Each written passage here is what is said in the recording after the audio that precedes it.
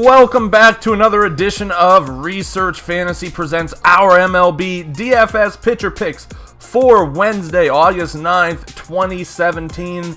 We have 10 games highlighting the slate this evening. So without further ado, let's get to some of our favorite plays. And let's get things started off with Colin McHugh, 17-1 fantasy draft, 8,600 FanDuel, 8,800 on DraftKings. I know that there's likely to be some popularity between the Detroit-Pittsburgh game just because we've seen pitchers from both sides of that equation have some success in this series. But McHugh is someone who jumps out at me as being underpriced. I know he's coming off the injury, but he has 6 and 7 strikeouts in his last 2 games, which might not sound that much, but that's 1 strikeout an inning.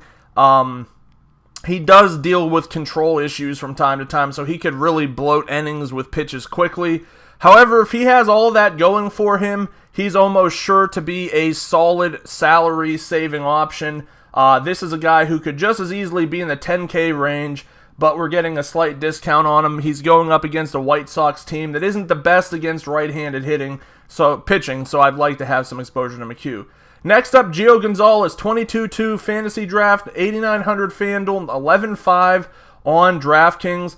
Gonzalez is really pitching like a man possessed right now. Strikeout rate is kind of up and down, but he seems to be alternating the strikeouts with going deep into the game. So if he could put that all together, he's in a good position. He'll be taking on a Marlins team that he just dominated last week, and I think he could do the same thing this week, so I love some exposure to Gio.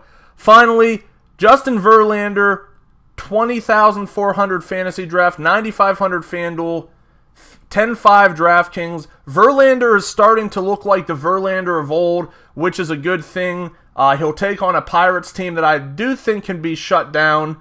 And compared to others on the slate, I think Verlander is in a little bit safer of a position.